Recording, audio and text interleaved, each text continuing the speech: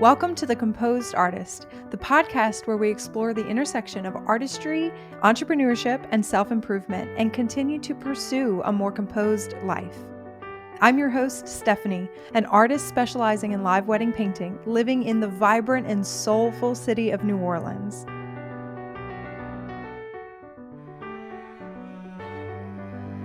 Over the past decade, my job has taken me all over the world, meeting and creating art in front of thousands of people, and has allowed me to create a colorful life for myself and my family. Now, I help other artists build confidence, develop their techniques, and fall in love with the art of live wedding painting. I invite you to join us for inspiring stories of creative journeys, practical tips for running a successful art business, and honest conversations about the joys and challenges of running a studio and being a parent. This podcast is here to keep you company, keep you entertained, and is full of resources to help you on your journey to create a business that feeds your soul, makes an impact, and is insanely profitable. The Composed Artist is the podcast for the bold, creative, passionate, and genuine artist. Let's get started. Thank you for being here. I'm delighted to hang out with you. Oh, And thank you for having me. of course, and I mean, there's a couple of things that you do as an abstract artist and a podcast host, and you have formal training as a coach. You have a whole career as a business coach, correct? Correct. Yeah. And so you tie I'd say business and life coach. I do all the things. and a life coach. That's kind of the trifecta. You're a good friend for an artist to have. What at this stage of your life, what are you enjoying the most? What do you like to lean into the most? Oh, goodness. I feel like, it might not be the appropriate thing to say, but all of that. I mean, just all of life. And I'm Mm. really grateful that I've come to a place in my life that I don't feel like I have to be just one thing and Mhm. that it's okay to be all kinds of things, right? And to just really use my creativity in all the ways possible and feel confident doing it. Do So you I guess coach? really leaning into creativity, that's, on all aspects. That's what I'm really excited about. That's awesome, and your work is beautiful. You do beautiful abstract work, which Thank is you. I do portraits and weddings and all this stuff, and some people are like, "That's so impressive, I could never do that." Abstract work eludes me. The process of it, creating balance, like, I would have to devote years to getting really good at creating work, which sounds silly to some people because it's like, oh, it's abstract. It comes organically, and that you do have an understanding of temperature and texture and whatever. But I try, and I feel like I fail when I try at abstract work. So I really really applaud abstract artists who are just very successful in that world, and enjoying every minute of it.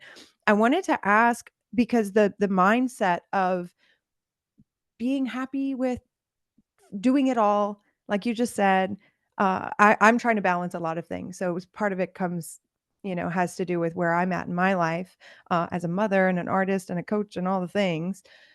I wish somebody would have told me when I was 20 or 25, earlier when I really felt the pressure to succeed and to build something and to have had made so much more progress already by 25.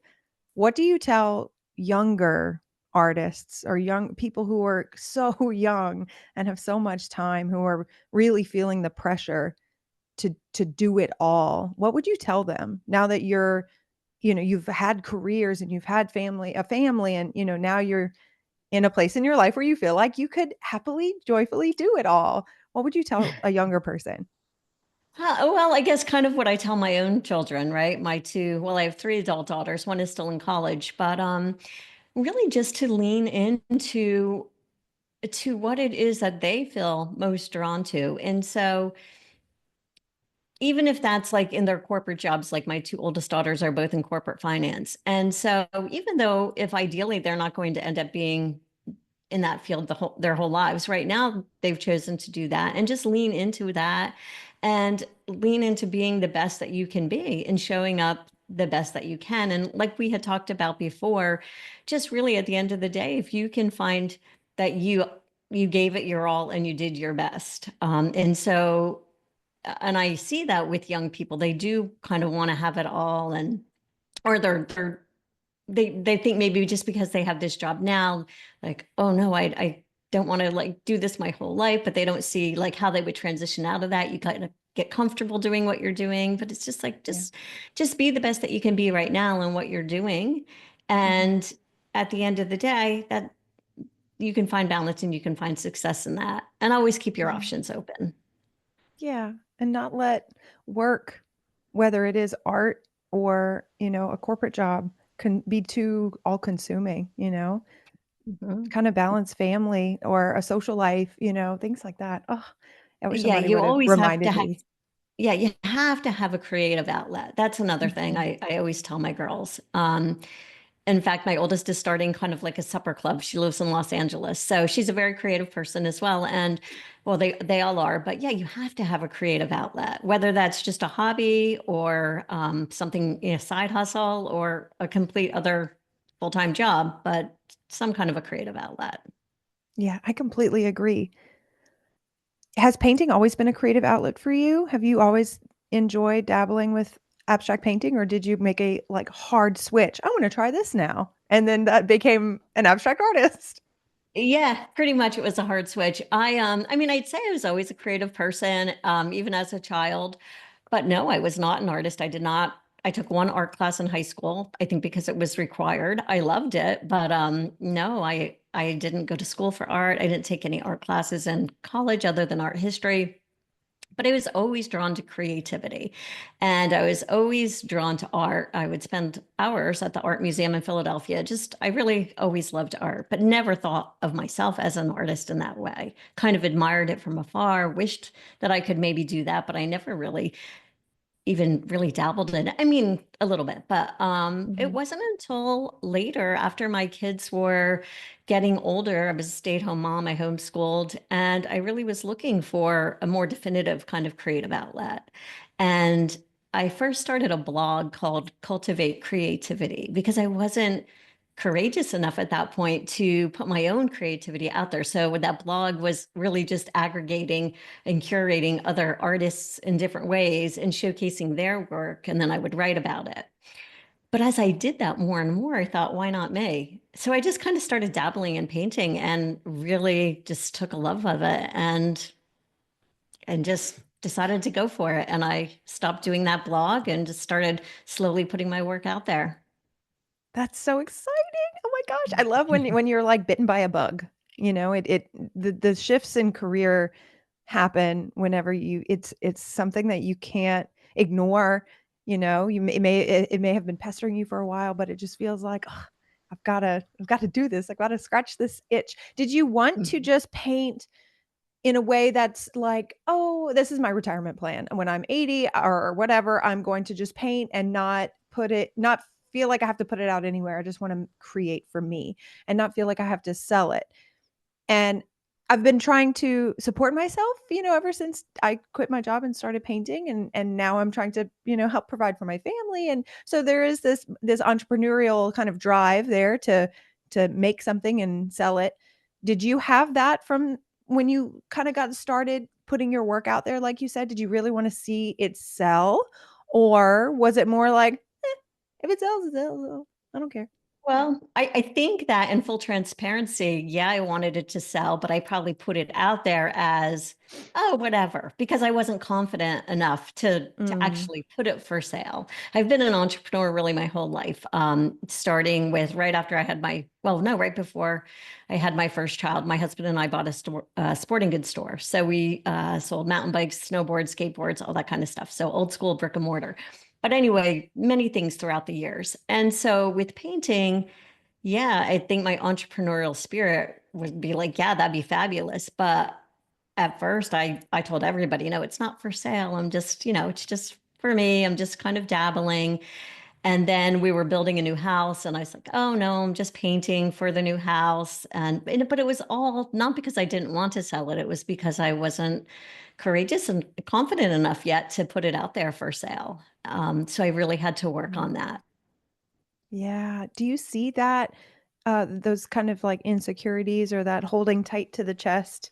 the holding your creative work tight to the chest? Do you see that a lot in your students, or do they tend to be more like, I want to make a lot of money, tell me how? Like what do you see a Well, lot I'd of? say both for sure. But even those that are like, I'm going to make all the money, they still have those limiting beliefs, right? And they still, especially with creative work, it's very vulnerable to put something Mm, that you've created out into the world, right?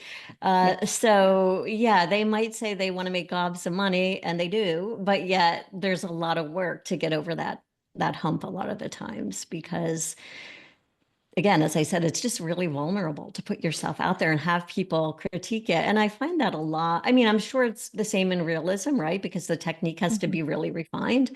But in abstract work, sometimes I think people do look at it and think, oh, well, my 5-year-old could do that. And so to really be confident in standing behind that work, even if the composition or the colors look simplistic, that doesn't mean it was simple. And Correct. I remember this one, I think it was like an Instagram, like original audio. It's like, it went over like, I could do that, I could do that, I could do that. And then the other person's like, yeah, well, you didn't. And I love Yeah. that because it's like, It's very so true. I mean, I because I have tried the abstract process, the creation. I love to listen to Art Juice. Do you listen to the podcast Art Juice? no, I will have to. I'm not even familiar with that. Oh, you're gonna love it. It's these two British ladies, Alice Sheridan and Louise Fletcher, and they are both abstract artists. And one of them has an online course. One of them has a membership, and they create collections. And they talk on the podcast. They just gab and gab, and it's a hoot. It's a fun one. Oh, So I can't wait. I'm excited to tell everyone listening. Art Juice, fun podcast. But they talk sometimes. Sometimes the conversations are about the creative process, and listening to two women work out what they're struggling with and what they're attempting and what they're failing at and what they're succeeding at and what works and what doesn't and why and how the seasons are changing. And with abstract work, it's such a phenomenon, honestly, to and when I have conversations with other artists in general, like you try to verbalize the process, and it's so much more complex than you would think, even with the painting being done and you looking at it and you're like, I mean, my 5-year-old would absolutely kill something like that. Like that would be, she would have a blast painting something so expressive, right? But mhm. just listening to the verbalization and the process, working out the process of creating abstract work is very entertaining to me. It's such a beautiful process. I love that. When you coach your students, I know there's so many things I want to talk about and ask you about. I hope you don't mind. I'm kind of jumping all over No, the place. I'm here for all of it, all of Yeah, it. and then I want you to tell me what you really want to talk about. This is something that this let's chat. Do you talk with your students about their work? Do you coach abstract artists, in the ways of art, or is it more business and mindset? Because you were a life coach, so that's a lot of mindset. That's a lot of Yeah, dealing yeah. with inside. I would say I'm definitely a mindset and goal strategy coach, right? And Mhm. the thing with life coaching is it comes even if someone hires me as a business coach, life coaching can't help but come into it because Yeah. life is business, business is life. And so I Mhm. tend not to coach artists on art. And that was Mhm. never anything that I wanted to do. I can coach them around business, I can coach them around mindset, goals, all the kind of stuff. But I didn't want to teach technically artists on being better artists. And so a lot of my clients aren't artists at all, but I do bring art into the process. One thing that I have my clients do when they first come is after our first session, I like them to create an abstract painting. It can be on paper or canvas, whatever size they want. Just not worrying about color composition or anything like that, but the colors that represent what they're feeling and whatever that means to Mm. them. So, blue could mean something to them, yellow could mean something, whatever. So because generally they're feeling excited, they're feeling cautious, they're feeling curious, they're feeling scared, they're feeling uncertain, all the things in the beginning. So they just create this abstract piece based on that. And then every week I ask them to add to that painting. Um, as we move along. Generally we're working 3 or 6 month time frames. And it's just really beautiful because even though some of these people might be artists, but a lot of them aren't. And I ask them to share it with me, but they don't have to because I just get excited seeing it. And by the end of the time, it's just remarkable with what that painting, and they photograph it along the way, what that painting looked like in the beginning as opposed to the end, especially for those people that aren't artists. And it's a true representation of their journey. And you can see that how their confidence grows in whatever it is they're trying to create.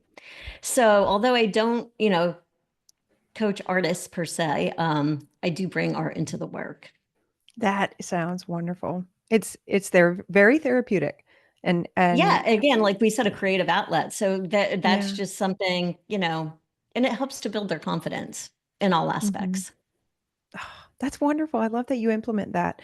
That it's such a visual, like, active way to learn, for them to learn something about themselves as opposed to you just pointing it out or asking an interesting question and having a light bulb moment. It's something that they can Yeah. see change happen. Do you see that And in your own work? Do you when you create, do you work in terms of collections or do you create based on emotions or feelings that day? Yeah, well, before I answer that, just to get back to what you were saying, it Mm, does force them to really look at their own emotions and their feelings and kind of get it out of their brain and into the world, even if it's just through yeah. color or different, composition or strokes or stuff like that. But yeah, I think that's because so many times things just swirl around in our head, and when we find a way to get it out of our brain and tangible, the self-awareness really comes. As far as myself, I do not work in collections, and I know um, a lot of times galleries and such, they want you to work in collections. My brain doesn't really work that way. Mhm. It's all through emotion and intuition and whatever I'm feeling at the time. So you can look at a lot of my work and not know that it's all from the same artist, because although I do have some work that looks similar, but I have many things that they don't look anything like each other. But that's just kind of my abstract random brain. Yeah, but what beautiful variety, it's not like you've set out a goal to accomplish something that feels consistent or coherent or have a common theme, which is how a lot of artists work in a collection. You mentioned galleries. Do you show work in galleries? I see you sell your work online and your website is very crisp and clear and easy to read and easy to shop through, for those of us who are Well, online thank you. shopping leaning. Do you sell in galleries or online or just online? I do not. I Mhm. purposely chose to be independent from the beginning. Mhm. I probably because I'm a little bit of a control person. So I wanted to have Me control too. over my work, and I chose not to. I did at Mhm. one point put 3 paintings in a gallery local to us. The artist or the owner was an artist himself, and he asked me to put some work there. It was a restaurant, fine art, and fine dining, and beautiful place, but it burned down 2 weeks after I put my paintings in there. So Oh, it's like, no. all right, Yeah. well, maybe I should have stuck to my original plan. But that being said, I did just install 7 large paintings in another local restaurant, fine dining. It's my favorite restaurant in the Grand Strand area. I love it. The chef is an artist in his own right. The mixologist is an artist, and I approached them and said, you really need some original work in here. It really would complete the loop. And so we talked and decided to collaborate. So I just did that this past week. So I'm really excited That's so about that. exciting, congratulations. That Oh, thank 7 you. pieces. When you say really large, are you talking like 30 by 40 or bigger? The smallest is 36 by 36. The majority were 36 by 48. Yeah, So that is big. That is yeah. big. How Yeah, it's fun. not a Do big you restaurant. So do you ever work small scale or do you really love to spread out? I like to do large work. This year, Yeah. 2025, I am focusing on doing some more small work because everyone has the space for a big Mhm. painting or the Yeah. budget for a big painting. So I Mhm. thought I should really give people some more options. So Yeah. I'm having a solo art show coming up at the end of April in my home. And so I really want to have, more small pieces for people to choose from. That is thrilling. I'm very excited for you. That Thank ooh, you. that's something like you could put on the calendar and work towards and I love the nerves. I love the anticipation and the, "Ooh, this is big. There's pressure," even though it's self-implied pressure. Yeah. That's so exciting. Good luck. Good Well, luck. thank I you. hope you Thank sell you. out. Well, Sm thank you. Thank s you. Small paintings too, though, are really good for gifts. Some people, I some people they'll do a registry or put up towards this painting because that's their favorite artist. But I've bought art. Now I love art, and so I want other people to have art, people who may not buy it for themselves. So I will buy art as gifts for people. I love that. And I think it's a great option to have. I had my one of my dear friends, Casey Langto, she actually owns a gallery and sells out of her gallery as well as online here in New Orleans. And she came on the podcast and we were talking about it. And she's got um, certain kind of brackets of offerings or whatever. And she does original work and then canvas prints that are reworked. So she applies paint and texture. She paints Oh, with a palette nice. knife, very textural, applies paint and texture to a canvas print and then paper prints and then products, like all the way down to like stationery and little small things. If you're Do you focus more just on original work? We had talked a little bit about prints. What made you decide not to offer prints? Um, Originally probably because it was just overwhelming to me to even think was Mm-hmm. enough just as a new artist doing the original. Mm-hmm. I didn't want to put my work on like trinkets or anything like that. Mm-hmm. So yeah, I've stuck with original work other than Yeah. cards, which I have printed that I give as a gift when somebody buys a painting. Mm-hmm. And now for my art show, I am doing a larger 5x7 cards and I'm going to bundle them together as something, more economical for people. If they don't want an original piece of art, they can, frame those in their own right. So I am especially after speaking with you last time, reconsidering the possibility of doing prints because I know, again, it's another option for people. Some people don't want a large canvas. They want, more of a print with a traditional glass front and a frame and, Mm-hmm. it just gives people more options. So, Yeah, and also thinking like commercial. So hotels, doctors' offices, things like that who want beautiful art. When you go to a hotel and I go to hotels and I look at the wall and I'm like, this is who designed this place? There's so much beautiful art in the uh, world. So that's kind of why that's one of the things that I love about Prince is that you approached this restaurant and the chef and we're like, you need something, let's talk. And yeah, then it worked out and y'all collaborated, approaching a hotel manager or, some larger a doctor's office, like who does the art here? Who do I talk to about the art yeah. here? Well, I that's think that'd be another fun. focus of mine is getting more into corporate art again, because Mhm. even, I mean, prints are beautiful, don't get me wrong, but there is something about walking into a space that has original art. It just Mhm. gives a certain energy and a vibe. And I truly believe that the energy of the artist stays with the piece on some level. I actually interviewed on my podcast a corporate art consultant. And so she works with doctors' offices or large, corporations about having a budget and a style to kind of connect them with other artists. And specifically, I remember she was saying about dental offices and Mm. that, or I maybe it wasn't her, but people have so much stress and anxiety when they go to the dentist because of, a lot of people are afraid. But when you have original Mhm. work in the dental office, it really helps to calm people down. So Yes. I'm trying to get the word out more that to businesses because it sets you apart when there's original work, whether it's a print or just the painting itself. And people Absolutely. want to go back to visit. I was talking Mhm. with someone recently, and he said that he would visit this little restaurant, and he's in Connecticut. He would go back there frequently because of the art. He just wanted to be around the art, and they would switch Mhm. it out pretty regularly. But I don't think a lot of business owners realize that. Yeah, I completely agree. They think of it like, well, we got walls, we have to put something on the walls. Somebody go to Hobby Lobby, something like Yeah. that. So the episode, I'll let everyone know because I listened to that one recently before I was on your podcast. Oh, Lori's okay. podcast is called The Artwork of You, and it is a wonderful podcast. She talks a lot. She does a lot of like solo episodes, and it's so informative and uplifting and insightful. She's way more composed and organized with her thoughts than I am. So I highly recommend I the don't know podcast, that. but it's episode 66, Dr. Kwahana Hendry.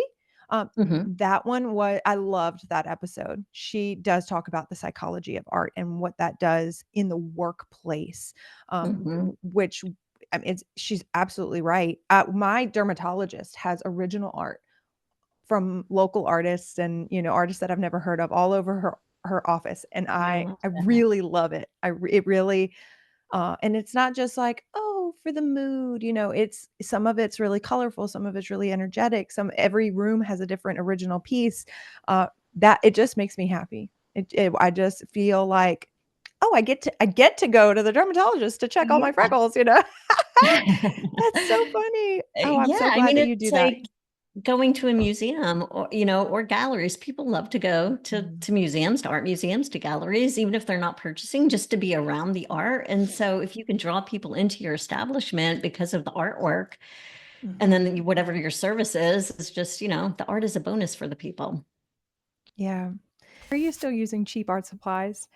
Look, you don't have to tell me, but if you want to level up, you have to use better supplies. Come on, let's invest a little. I've been using Rosemary and Company for my paintbrushes for the past 5 years or so, and I have never thrown away one of these brushes. The quality is unmatched, and they're like reasonably priced. I hate to say it, but they're the best. So I love a long handled paintbrush. Okay. I love a hog hair or an ivory, which is kind of a mixed bristle hair. And Rosemary and Company, they have like so many options. So I would check them out. The website is www.rosemaryandco.com. That's Rosemary spelled Rosemary and co.com. Or you can just click the link in my show notes and it'll take you directly to my personal wish list. It's all the brushes that I use and recommend. So check them out and thank me later. Do you do commissions or do you just do your own original? What happens? What comes I do organically? do commissions. It has to be a really good fit. Mhm. I've done commissions in the past. I don't really market myself to do commissions, but people do approach me. And if it's a really good fit, depending on what they want, I absolutely will do it and love doing it. But especially with abstract work, sometimes people have like they'll come to me with a picture or a photo and they'll want me to create something like that. And I have to Mhm. say, no, I'm never going to copy somebody else's work, or Mhm. even a piece of mine. I can't even copy my own work, because I Yeah. just make it up as I go. They're But all one of a kind. yeah, so if they want me to kind of replicate something that they have in their mind, it's never really going to work out. They're going to ultimately be disappointed because it's never going to match what they're thinking. But if they come to me and they show me pictures of their home or their office or whatever and say, these are the colors I like, these are the pieces of yours that I like, just create something. I kind of like this kind of composition. Then yeah, where I have freedom to create based on, Mhm. some boundaries that they have, then that's a wonderful collaboration. Do But you not if enjoy they this? want something super specific. Yeah. What's that? I was gonna say, I was thinking, what are the parameters? Is it a certain size? What do you say? Yeah, let's talk to. You know what I mean? If I think if they're flexible and open Mhm. and they're just kind of exploring what they want, they're not definitive in that, like, I want X, Y, and Z, and that, like, I want Mhm. it to look like this. I want only these colors. I mean, size I can be flexible on. If you want a specific size, then of course, Mhm. right? Whatever's going to fit in your space. But otherwise, yeah, just some flexibility on their part and allowing for me to have creative expression. Yeah. That's really fun. I'm glad that you're able Yeah. to do those. It's nice whenever somebody's like, I want something ahead of time before you have to create it and then put it out there and go through the whole selling and marketing process. Fellow entrepreneurs, listen up. Let's talk about protecting your business. We all know that having a solid contract is essential, but drafting them is daunting and can be very expensive. I'm an artist, I'm not a lawyer for a reason. That's where the legal page comes in. The legal page offers attorney drafted contract templates tailored for creatives and small business owners like you and me. Whether you're a photographer, an artist, a business coach, a designer, or an event planner, or what have you, they've got you covered. These templates are easy to customize and come with very clear instructions that include free future updates. That's huge. I was honored to be asked to review their live event artist contract, and it checks all the boxes for me. Don't leave your business vulnerable. Invest in peace of mind with the Legal Pages contract templates. So, if you're ready to get your business legally legit, head to the show notes and click the link to save 10% off any product in the shop, or use my code StephanieG10. Again, get your business legally legit with a Legal Page contract today.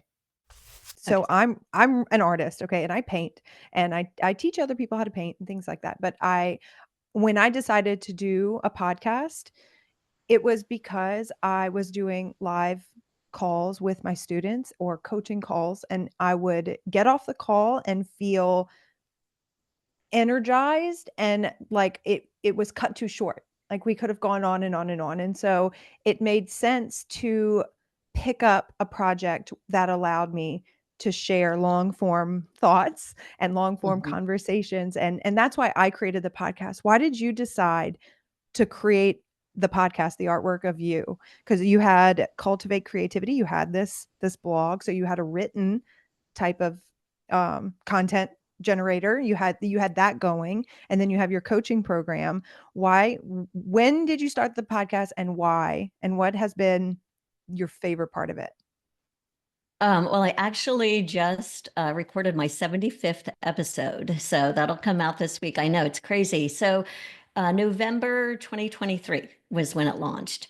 And I kind of, I really wanted to do a podcast since before it was podcasting. Way back when I first got my life coach certification, it was Blog Talk Radio.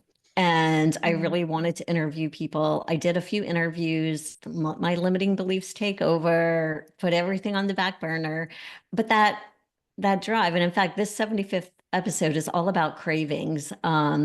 It was a quote Matthew McConaughey said, something about what if what you crave is actually your destiny? And so this episode is going to be all about the things that you crave, the things like you said earlier that are just there. They don't leave you. They keep coming back. And podcasting was one of those things for me. I never really gave up that desire. But when I Mhm. finally decided to start it, the premise of my show was really I just wanted to encourage people to show up like the masterpiece they are, because I truly believe that we are the artwork in our lives.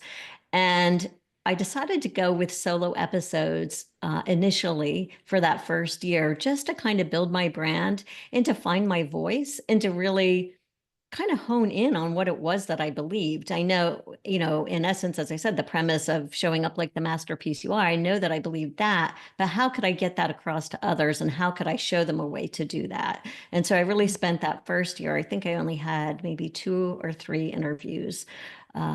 But just really honing my message to share with others. And now that I'm into the second season, I wanted to pull in others who are really living examples, such as yourself, of people that are showing up like the masterpiece they are, and that they can also share their wisdom with the people that listen to the show. I love it. I think the last part of your question is I I I love more than I mean, I thought I would love it, but I really, really enjoy it, and I'm proud of it. And I get people reaching out to me all the time, like almost after every episode, either via text or email or a social media message, that it's really impacting them and people are finding value. And the more I hear that, the more I just love it. I really do. And I'm meeting so many interesting people, such as yourself, which is a bonus.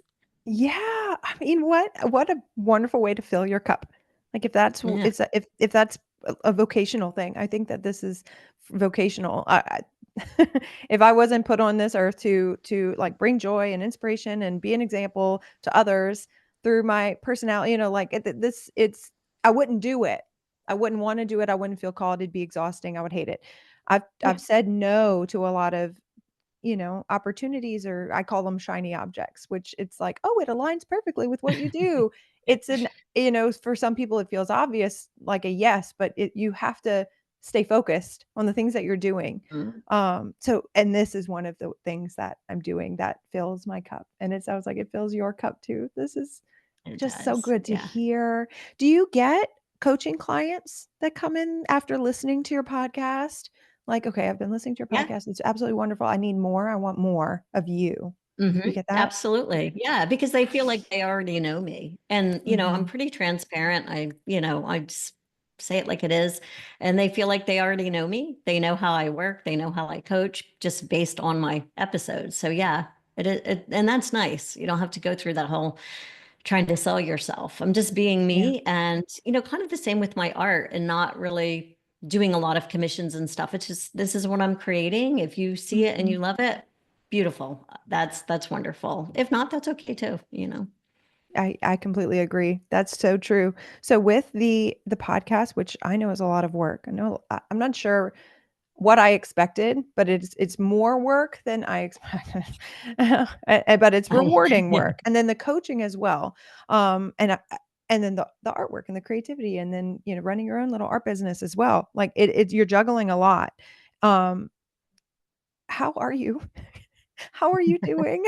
Do I'm you doing still great. feel I'm yeah, doing do you great. feel like you're enjoying life and it's not hard, or do you feel like you get up and immediately go to a to-do list and you go to bed exhausted and haven't some days are like that for me. So how are you? Yeah, yeah, definitely have days like that. And I'd say last year was more of a year like that. It was a lot of pushing, trying to grow, starting Mm, the mhm, podcast and everything. This year I intentionally decided to let it be easy. What if it's mhm, easy, right? Right, mhm, let things come and just don't push so hard. And um, I think I had told you before as well, like I felt like last year because I was pushing in so many different directions, the art was kind of becoming an afterthought, which was really disheartening to me. mhm. As far as like my time in the studio, I was not in the studio as much. I was not creating as much work. This year, I decided to be more intentional with scheduling studio time and to let other things kind of just be easy, and it's working really well. Not to say that some days I'm not at my computer all day or feeling frazzled and stuff like that, Mhm. but I think there's something to be said for taking a step back and just allowing things to come as they're going to come and not pushing so hard, if that makes sense. It does, but I would love for you to tell me exactly what you mean by let it be easy, you know? How do you block off or how do you prioritize studio time? And what do you mean by let other things be easy? Do you put them on the back burner and just kind of accept what comes to you and not put out feelers or effort or whatever? Or does that mean you limit the time? Does that mean you close your computers and turn everything off at a certain time so that you can I don't know, what does that mean? Let it be easy. There's, well, there's a lot to unpack there, and especially with Yeah. depending on what you're talking about. So, as far as Mhm, let it be easy for studio time, for my art time, I schedule that time and mhm. maybe take an overall goal of how many paintings do I want to create this month Yeah. so that it can be more flexible, so therefore Mhm, more easy. So say, for example, I want to create 3 new pieces this month, then I know that. And I know over the course of 30 days, I want to create 3 pieces of art. And maybe those 3 pieces come in the first 2 weeks. And then I mhm. don't have to worry the next 2 weeks, and I can let the next 2 weeks be easy. I don't have to feel like I have to keep pushing and create more. Maybe Oh, those three mhm, paintings take until the 30th day, but that's okay. I know that it's going to be done because I've set that goal. And, as the month progresses, if I have to schedule more time in the studio to do that, I will. mhm, As far as other things like reaching, like my podcast, for example, just deciding which days I'm going to record and by when. So, whereas like maybe last year I was doing a little bit of a lot of things each mhm. day, right? Dragging it Yeah. out, like kind of, researching a topic one day, then kind of taking notes another day, kind of scripting out what I want to say another day, then editing another day. And it's exhausting, right? It This is. time, Yes. like, just be more focused with my time and not such a perfectionist. And it's like, how about I think of the topic and start writing out the notes all on this day? And then the next day, I'm going to edit what I want to say and I'm going to just record. And it's going to be okay. And I don't need to drag it all out and I don't need to second guess.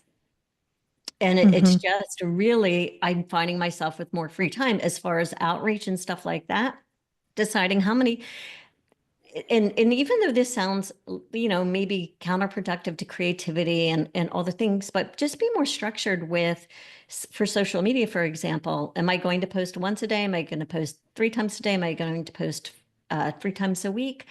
Just decide how many times, and whatever time of day that is for you, right? I'm going to post it by noon. I'm going to post by 3. I'm going to post by 9 a.m.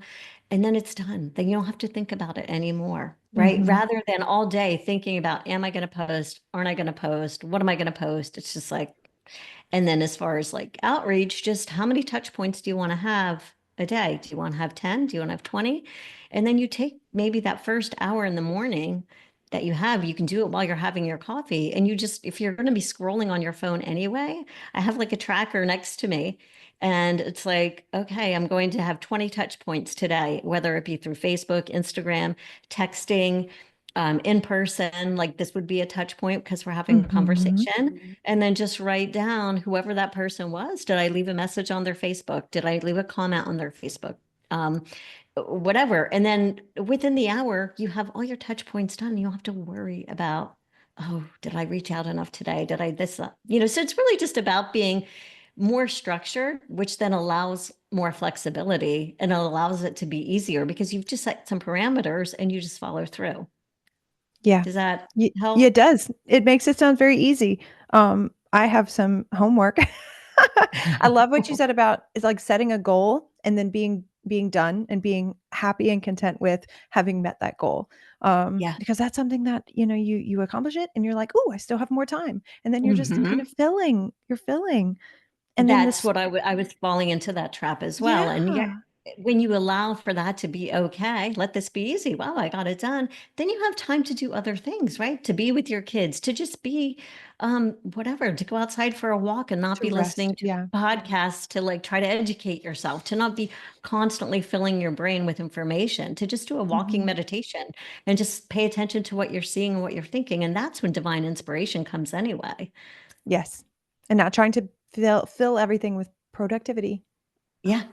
Yeah. We fall victim to that so often. Thank you for that. Thank Mhm. you for Of encouraging me and all of my listeners to just course. rein it in, be intentional, be Mhm. disciplined. My husband has been telling my daughters, "Be disciplined," which at first I was like, "You need to chill, they're 3 and 4." But now they know, like, he'll say, "What does it mean to be disciplined?" And they're like, "Do what you have to do first, and then do what you want to do. Then you get to do what you want to do." Yeah. And I've been like, "Oh, good for him. He's parenting." But I really need to take a page out of that book. Just do it, and then you'll be free, as opposed to letting it Have you read that book, Eat That Frog? we talked about on your episode, on Oh, my did we? episode on your Okay. podcast. Yeah. Yeah. Eat Yeah. the frog. I love the Eat the concept. frog. Just get it done. Yeah. Yeah. And even if Mm. it works better for you, you can always go the opposite way too. Do what you want first and then schedule your time for Yeah. whatever it is you have to do. If you know that you work better in the afternoon, and not first thing in the morning, rather than like belaboring that and struggling to get going. And then all of a sudden you've taken up way more of the day than you need to. Just decide, I'm actually not going to start working till noon and I'm going to work noon to 5. You don't have to like get up at 4 a.m. and start Right. grinding. Yeah, I completely agree. That's such good advice. Thank Yeah. you. Hey, live wedding painters. Have you taken a minute to evaluate your business yet? Have you started to think about next year yet? As this year comes to a close, it's important for each of us to take a moment and reflect. Did you hit the goals you set for yourself? Did you set goals at the beginning of the year at all? Was there any clarity in your vision for your creative business? Or have you just been hanging on for the ride? Now, imagine starting next year with a clear plan, a year where you're building a stellar portfolio and booking dream weddings, showing up with confidence and taking bold steps toward your career goals. That's exactly what my goal setting workbook is here to help you achieve. Created for the members of my online course, The Wedding Painter's Blueprint, the goal setting workbook is more than just a place to jot down ideas. It is your roadmap to success for the year ahead. With guided evaluations, you'll identify your unique personal and professional challenges. You'll address physical and psychological elements that might be holding you back. And you will set clear, achievable goals and map out the steps to reach them so you can turn your vision into reality. This workbook is free to download and print so you can physically write down your goals. It includes tools to help you track your growth and adjust as needed, and will actually help you take vague dreams and turn them into concrete plans, and turn those plans into real success. Next year doesn't have to feel uncertain. The goal setting workbook will help you take charge of your career and step into the new year with purpose and direction. Click the link in the show notes to download your free version of my goal setting workbook and kick 2025 off with clarity. I wanted to ask you about commissions because I know you do a Okay. lot of commission work. Mhm. So, how does that work for you? And do you enjoy it? And I mean, I know obviously you enjoy it or you wouldn't be doing it, but how does that work for you? Is it a big part of your business? Is it something you prefer over just creating um, original work on your own? Tell me a little bit about that. Yes, I do enjoy commission work. It's perfectly aligned with why I wanted to paint in the first place, which was to serve people. I learned very quickly as a working as a graphic designer that business is really simple. Like the idea of seeing a need and having the ability to solve a problem or to bring joy. It was so simple. People, businesses would be happy to exchange money for something, for a good or a service or a product. So that was kind of really exciting and motivating to me. So I started kind of promoting, what would you like me to paint? And it kind of went on from there. And then I became a portrait painter and a live wedding painter. And then it just became what I did and what I do. And then I learned a lot about what I do through trial and error. And now now I teach other people through an online course. And so it's become what I do, what niche I'm in. I love it. I love doing commission work. I love doing portraits.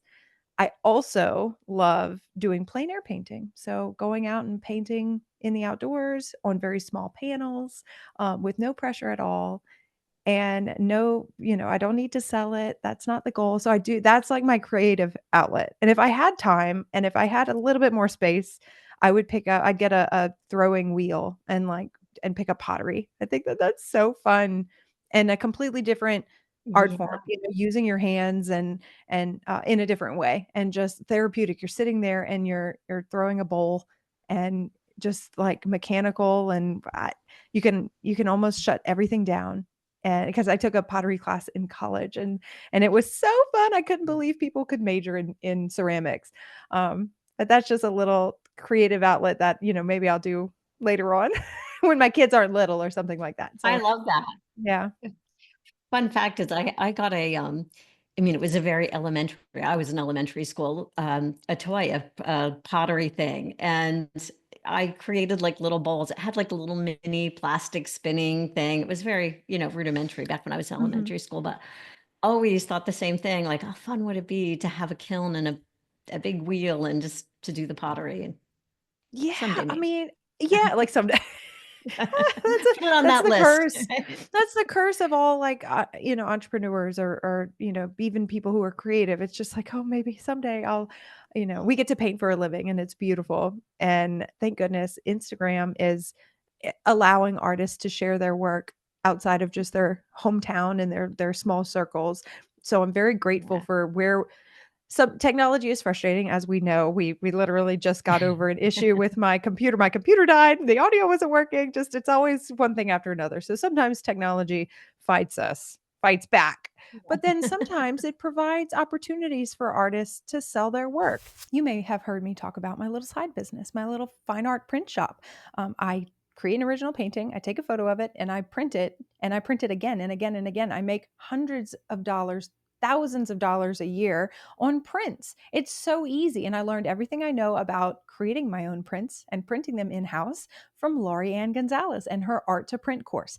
I highly recommend, if you are an artist and you want to make easy money from your original works and even the commission works, you can resell those as prints.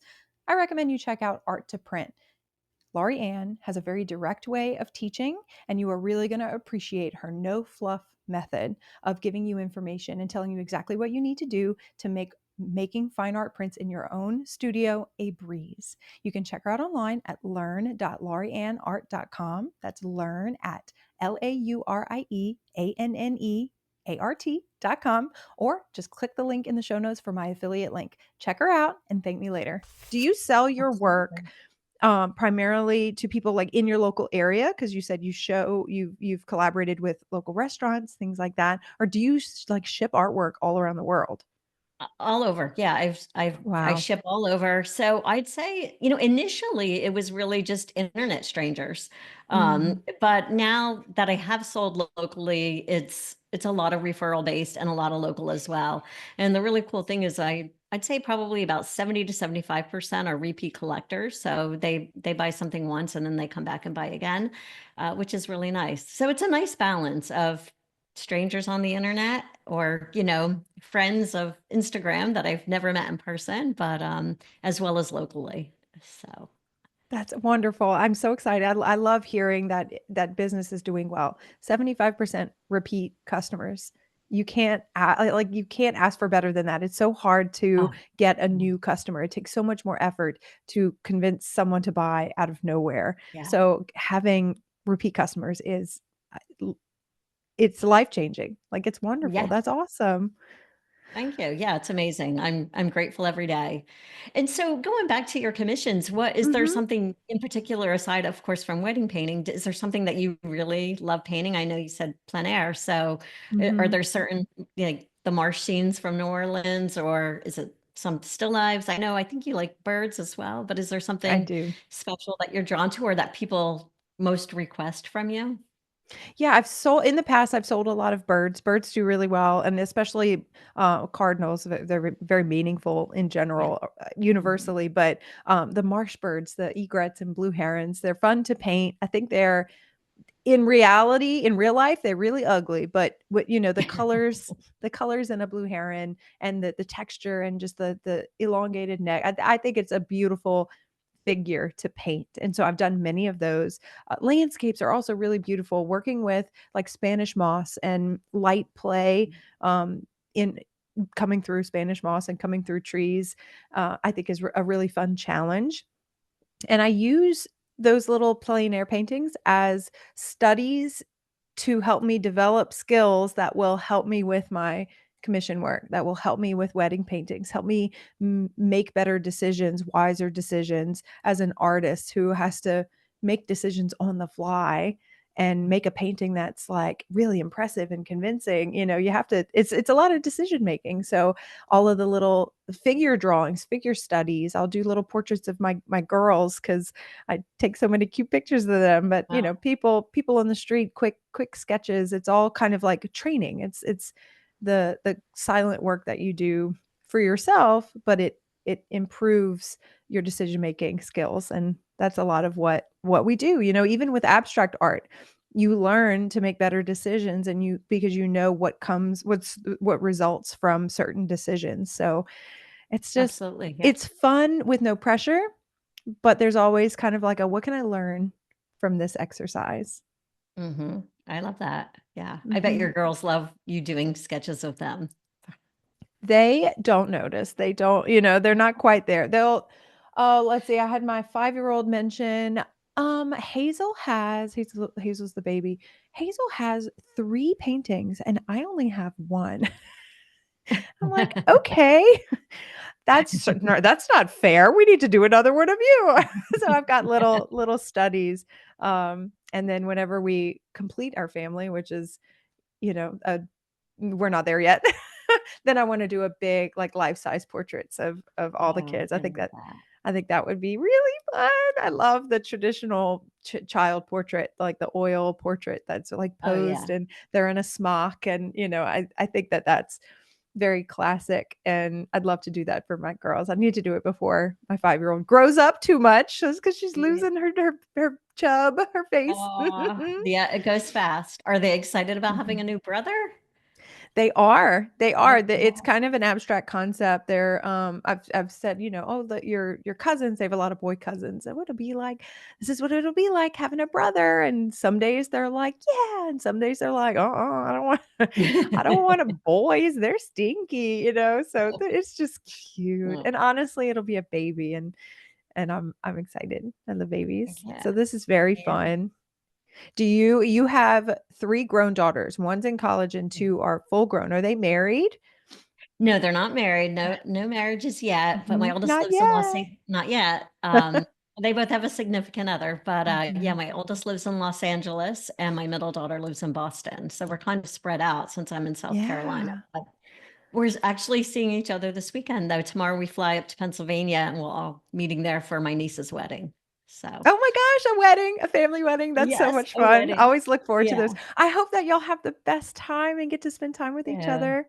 And thank you so yeah. much for coming and hanging out with me and sharing your wisdom and your advice. I mean, as a life coach and a business coach, you have a unique perspective that it pulls a self-awareness from people who are listening to what you have to say. So I'm a But huge fan of your podcast. I'm a fan of you and your work as well. It's stunning. It's just delicious. aw. I'm such a fan of abstract art, especially yours. Where can people follow you and then listen to your podcast?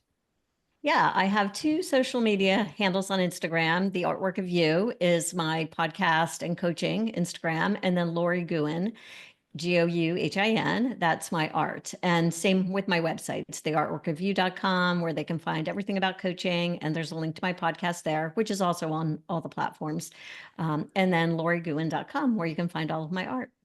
Yes, everyone, please go check out Lori's work and then please listen to her podcast. I have thoroughly enjoyed listening and learning from Well, all of her thank you. experience and advice. I appreciate it. I appreciate it. And I feel the same about you. So impressed with your work, and your ability to do live painting is just beyond.